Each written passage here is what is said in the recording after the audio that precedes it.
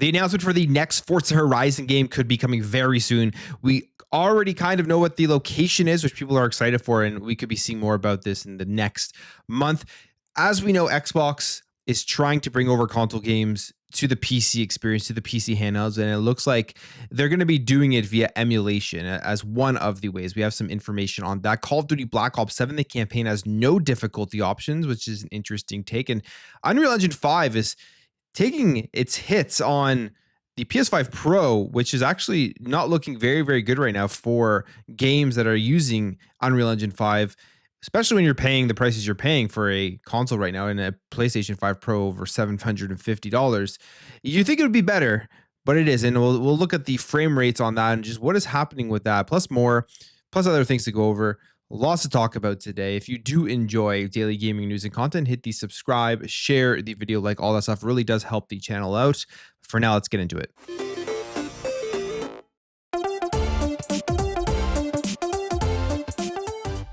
Forza Horizon is a massive game. It is one of the biggest games under the Xbox brand.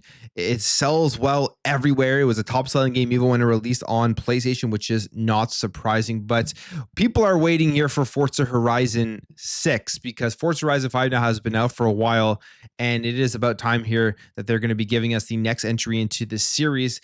We got the leak that the game is going to be placed in Japan, which I think for a lot of people is very, very exciting, as that's a location that for these open world racer games people have wanted here for a while. Forza Horizon 6 would be the perfect way to jump in to that location. And the perfect place to announce this would be the Tokyo Game Show. And it looks like that is where Forza Horizon 6 is going to be announced. And I have a feeling we're going to be getting our hands on this game relatively soon, like 2026. But maybe early 2026 is when we're going to be able to play Forza Horizon 6. This comes first reported by Windows Central, saying it has seen documentation suggesting that Forza Horizon 6 official reveal is expected to happen next month, saying, "We've seen officially widely circulated documents strongly suggesting that Forza Horizon 6 is actually planned to be announced during 2025's Tokyo Game Show, an annual gaming-focused conference kicking off in Japan towards the end of September." And the report was corroborated by Nate the Hate, who has gone on many things, right? And he's also not sure if a Nintendo Switch 2 version of the game is in the works. I would take a wild guess here, and I would say, yeah, there probably is a Nintendo Switch 2 version here for Forza Horizon 6, because this game would sell millions and millions of copies on the Switch 2, the PS5, and everything, and obviously on Xbox. It will be in Game Pass day one. So exciting stuff here. If you're a fan of this series, I feel like Tokyo has been a long desired location for it to go to. And we're probably going to be getting that here with the next entry. And Tokyo Game Show, what a better place to announce it. So I could see it happening. And I'm guessing 2026 release, probably earlier 2026, probably first half of 2026 to plan out the 25-year anniversary. You have Gears coming, you got a new Halo coming, you're going to have Forza coming, Fables coming. It's a massive year. So I don't think they can put them all within the same time period. I feel like Forza Horizon is going to be one of the earlier ones that does get released here from Xbox for next year to celebrate the 25th anniversary. And it'll be a perfect game too, as well as celebrate as one of their most successful. Even right still now, Forza Horizon 5 is still extremely popular. So exciting things here. I can't wait to see it. How big of an upgrade will this be from the Forza Horizon 5 and the location and just how well they're going to be able to implement Japan and the cars there and stuff. It'll be a fun one to see. The ROG Xbox Ally, one of the biggest complaints, or I would say one of the biggest disappointments as of right now, is you're still not able to play your console games on this upcoming Xbox handheld. And that's going to change eventually. We know Xbox is working towards that. It's just when will they be able to get there and how will they be able to get there? Because there will be some games that you just can't natively download on a Windows 11 Xbox handheld style of device. But there will be other ways to jump into them, as we've seen via emulation, even on the consoles with like the Xbox 360, how they use emulation to play those games on the current generation of hardware. I think they're going to be continuing expanding that out, putting emulators on all of their devices so you can literally play anything that you do own within the Xbox ecosystem, whether you did buy it on console or you bought it on PC. And it looks like we have some more points towards that, as there is a job posting here where they're looking for somebody to build emulation software to run previous generation Xbox titles on modern hardware. This is here from LinkedIn. It's a job posting on Microsoft Careers. And it says Microsoft is preparing emulation software to run Xbox console games on modern hardware.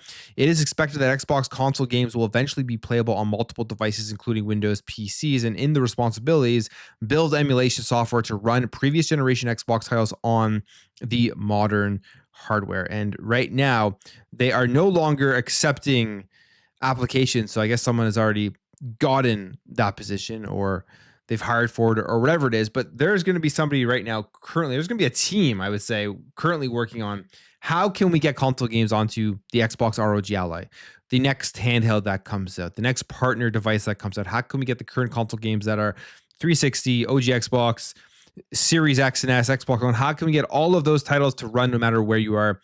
Obviously, the cloud right now takes care, I think, of a lot of the games, but for a lot of people, they don't want to play via the cloud, and it is not the most reliable way to be able to access those games. If you don't have a good internet connection, they're not going to run very well. But if you're able to do it via emulation, then that is a way that you're going to be able to play these games, take them offline, all of that stuff, and still be able to have access to your entire library. So I could definitely see that happening. It will be mostly, I think, focused on how can they get 360 and OG Xbox games onto the handhelds. Whereas with the Xbox One, the Series X and S, most of them are pretty much compatible. And going forward into the next gen, to the next devices that they put out, you would assume pretty much all the games, or almost every game, is going to be compatible. And a lot of them are going to have Xbox Play Anywhere. So it just kind of takes care of all of that, where they create one version of the game and you get access to it on whatever device that you're on. So we'll see, but that is going to be a big turning point here for the future of the Xbox hardware and giving you that entire access to your entire library. It's going to be a big, big step forward. I'm hoping it's coming sooner rather than later. I'm hoping even by next year they can start figuring things out in order to get access to every game that you do own on your current console. Black Ops 7, the campaign sounds interesting. It sounds like they're taking a risk and doing something different, which I do like, because this is a yearly release. So I don't kind of just want the same style of campaign rehashed every single year. The last 2 years have been different. Modern Warfare 3, they had the more open style of missions, which I didn't find very good. But then Black Ops 6, they went back to a more traditional level mission-based campaign, and I thought that one was great. Black Ops 7, they are going with a way that you could play through the entire campaign via co-op and squads, or you can also play through it on your own. But what else they're experimenting here with is that there will be no difficulty options in this campaign. I think the biggest drawback for people who like to play the game on multiple difficulties would be achievements, and not getting achievement for like playing on the hardest difficulty. But they're saying here the reasoning why they're not doing it is the difficulty is baked in. This is director Miles Leslie telling IGN in a recent interview, saying, "We've built it for solo or 4-player squads as well. You cannot pick a difficulty like past games. We've baked it in because you have to approach a co-op campaign differently, and we wanted to make sure the missions felt right for solo players. We're not forgetting about you. We love you, but also because it is a social experience and we want to make sure it is fun, but the right amount of challenging for 2, 3, or 4 players as well." So this will be a game, if you have the ability to play it co-op, I think is probably the one you're going to want to go in there and play it through that. It'll probably be more fun, more strategic, and just you'll get the entire experience here with the campaign itself. But I'm excited to play it. I'm excited to see what it is all about. I'm planning to probably play co-op and just experience what it would be like to play this through this whole thing in a squad. How hard is it? Because I find Call of Duty campaigns generally aren't very hard. Even on the hardest difficulty, you can get through them if you just make sure that you're strategic enough and not always running out into the open. Whereas there's some campaigns for different games where if you're on the hardest difficulty, it takes a lot more time, I think, than a Call of Duty campaign. So I wonder what the overall difficulty will be in this one. How easy will it end up being? I feel like it'll be relatively easy if they're not giving you any options, but still will be fun to play through. PlayStation 5 Pro, it's supposed to be the most powerful console right now and give you great experiences on all these games that are coming out. I personally haven't really seen the big advantage here for the PS5 Pro, especially at the price of now $750 to pick this thing up. And Unreal Engine 5 is a demanding engine, it does seem like, and it is pushing even the PS5 Pro to the end of what it can really do to keep that 60 frames per second going. We're getting looks here at the upcoming Metal Gear Solid Delta, which has right now at 86 on Metacritic. So if you are a fan of this game, this is the remake of Metal Gear Solid 3. It looks like the reviews are coming in pretty good. You're probably going to want to check this one out. But there are performance issues across all platforms. But what is extremely interesting here is the PS5 Pro actually runs worse than the base PS5. And this is according to Digital Foundry. It also has a lower internal resolution. And you can see here, it's at 54 FPS here on performance mode on the PS5 and 49 FPS on the PlayStation 5 Pro. Now, I don't think this means it's because the PS5 Pro is less powerful or anything like that, or doesn't have the capability. This obviously has to do with the optimization here from the developers to have it running like this between the two platforms. So UE5, there's already issues here for this game in terms of frames per second. We've seen it even with after the reviews came out. I wonder going forward if the next more powerful consoles will take away a lot of what we're seeing UE5 doing to games when they're running on the current generation of devices. But right now, PS5 Pro, lower frame rate doesn't make any sense. I'm assuming a day one patch is going to come out, or a patch in the near future to fix this. So if you are on the PS5 Pro, you're still getting the best possible experience. But this kind of even reminds me of when we were talking about Black Myth Wukong the last week, and it's running at 60 frames per second on the Xbox Series at 720p. But even on the PlayStation 5, when that game launched a year ago, it was dropping resolutions down to the 720p on the PlayStation 5. So a lot of developers are having issues with optimization at a higher resolution to keep it at the 60 FPS steady frame rate. But we'll see what happens here going forward with Metal Gear Solid Delta. I'm sure they're working on a fix to make sure this thing doesn't stay at these lower FPSs of 49 FPS in performance mode. And you're going to have other modes in there as well where you're going to get lower frame rate. All right, Skates. If you're a fan of the skateboarding games from the 360 days, Skates 1 through 3, phenomenal skateboarding games. More sim than Tony Hawk's games, but really, really fun. And when they announced they were bringing this game back just as Skate, I was pretty excited. The more I see about this game, I'm getting a little bit less excited about it, but it looks like we are going to be getting some early access information tomorrow about it. They put out this post here saying, we're stoked to reveal the official Skate cover art.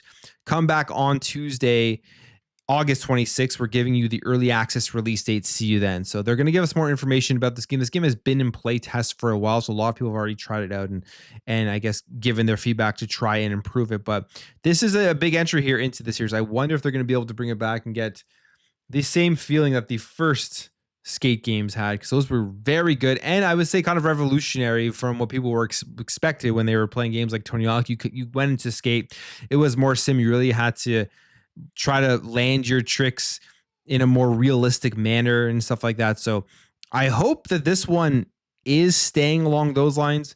They aren't focusing solely on the whole games as they serve as online live thing, which I feel like they will be.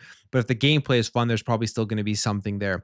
Assassin's Creed Mirage. This game just dropped on Game Pass. It's a great Assassin's Creed game. If you haven't checked it out yet, it brings it back to the older Assassin's Creed games you play as Bossum, and it's really fun. We're getting some free content for it. Just out of nowhere, Ubisoft comes out here and announces that Assassin's Creed Mirage players, a surprise is coming, a new story chapter and mission set in the 9th century Alula, and gameplay improvements for the base game and a new location, all for free. They don't give us a date or anything, but if you are a fan of Assassin's Creed Mirage, a bunch of free content coming. I'm a fan of this game. I thought it was great when it came out. I thought it was a good drop back to the older styles of games. If you don't like the open world ones, I would definitely recommend going to check this one out because it gives you that refresh to where these games really did start from. And now we're getting a bunch of free content for it. And finally, The Division. If you're a fan of this series, they are working on a new game mode or a new spin-off of The Division 2. I feel like it's going to be an online extraction shooter. This is a perfect universe and a perfect game to have a game like this. They already have the Dark Zone and everything in this game where they made that built into the Division 2, but they can definitely expand out on it more. They put out this tweet here saying the Division 2 Survivors is a new survival extraction experience under the direction of Magnus Janssen. With development still at an early stage, we are excited to bring you along as the project evolves within the Division 2. So who knows when we'll see this one, but it does seem like they aren't going with the Division 3. They're just going to take the Division 2, expand it out with new side games and side content for a decent amount of time longer. We're still getting new content for the seasons, Now they're coming out with the Survivors game, so I don't really expect a Division 3 announcement for a while. They have a good, strong player base still in this game, so I can see why they would want to do that, and it is a decently well built out game. But on the video there, if you did enjoy this video, hit that thumbs up. If you're new here, hit that subscribe, and I'll catch you guys in the next video.